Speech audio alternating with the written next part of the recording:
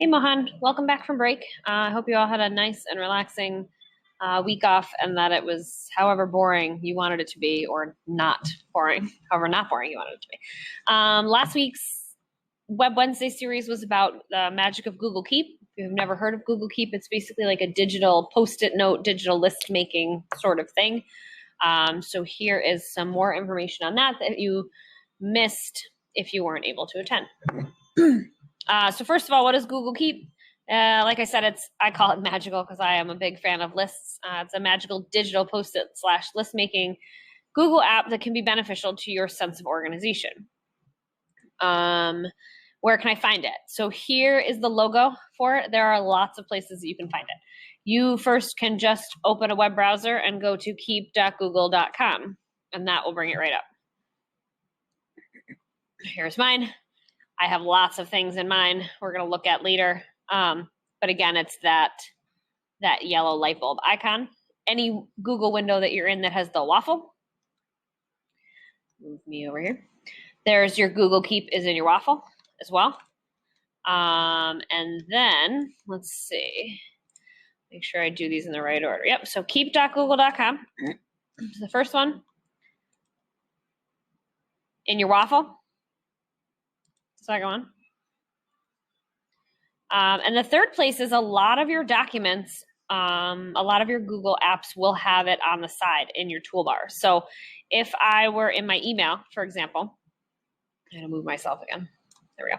If I were in my email, for example, over here on the right-hand side, you're going to see a couple of different things, one of which is Google Keep. So it's going to give me all of my lists, but I have gone through and created lists for every single one of my kids because I'm a little bit of a lunatic.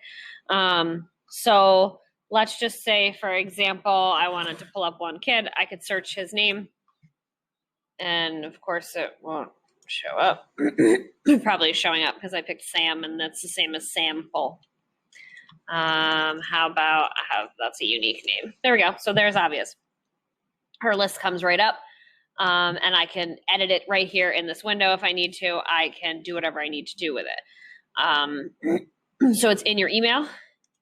If you, for some reason, aren't seeing this, you can look at this little arrow down here. It might be clicked where it says hide the side panel. So if you have this saying show side panel, just click right on that and it'll give you that side panel. You can also get your calendar here. If you use your calendar, you can also do tasks, and your contacts will be over here as well.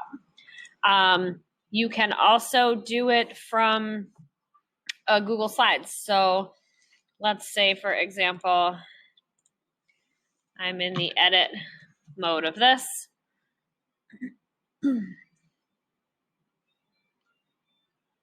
And you can see it takes a second to load, but you can see that it's right here on the right-hand side again.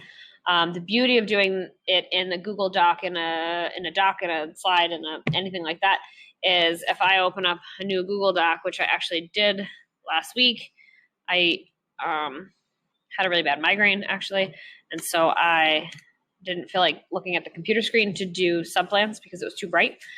So I did a Google Keep subplan, and then I was able to just quickly open up the computer, take a document.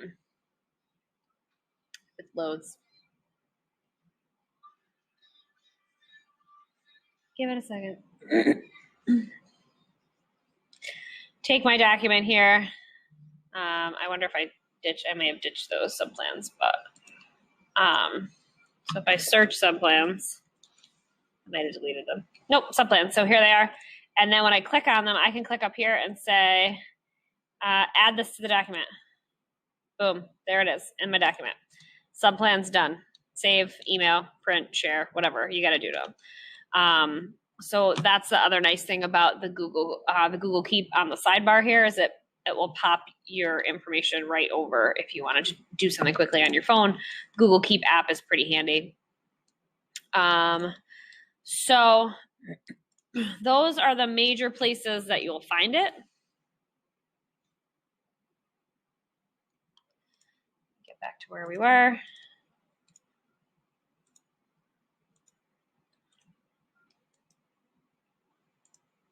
In your waffle, and the last major place is on the side of a lot of your documents. Again, you can see that here. And again, I did put a note in this that if you are missing that arrow for some reason, if you don't see it, your arrow or your menu just maybe collapsed, so you can just click on the arrow to view it. Okay, so what can we do with Keep? So you can do a couple different things with Keep. If we follow through this presentation, you will see you can take a note. You can also make that note a list. So here's what will pop up when you get, move myself again. Here's what will pop up when you get when you start a new note. You can give it a title. You can take your notes. But here's what all those buttons do. I'm going to stop moving my mouse so that you'll be able to see it. The bottom left says set a reminder for your note. Then you have your share option. You can share it with people. You could change the background color. You can add an image. You can archive the note similar to like you'd archive it in an email. And then you can also pin the note to the top. So if it's one that you know you're going to have to reference all the time, you can pin it back to the top. And then there's your typical 3 dots that you see in a lot of Google things that will give you your other options. Other options include adding a label, adding a drawing, or turning it into a checklist, which is really where I strive to be, because I enjoy checklists. They make me feel good about my disorganized life. So it's just another way to keep you organized. So if we take a look at Google, here it is, just to start any old note. Again, I like to show checkboxes. You can use this for anything. I have a to-do list here. Clearly, Web Wednesdays episode 3 is on there. I'm about ready to check that right off. If and when I check it off, it opens right up. I check it off. It will stay down here. If I need to uncheck it off, there's always the option to undo it. I can uncheck it off because it's not done yet. So it can go back in there. The other thing that I have used it for, and I'm not necessarily suggesting that you do this, but it's something that if you have a 9th grader who has me as a science teacher, then they have experience with this. And the goal would be that they have experience with this and maybe are using it in their sophomore year and their junior year. And so then by the time they get to you guys at later grades, you can just say, hey, start a checklist. And they already know how to do that. So I create a checklist for all my kids. I also am a color coding loony bird, so I color code my classes. But today in my blue class, we updated the checklist. So you can see that not only has Sam updated his own, but Miss Sebring, who is our TA in the class, has helped to update some of the kids. Malik has updated her own. I can see that they have been updated. I can also see that Adriana, for example, was absent today.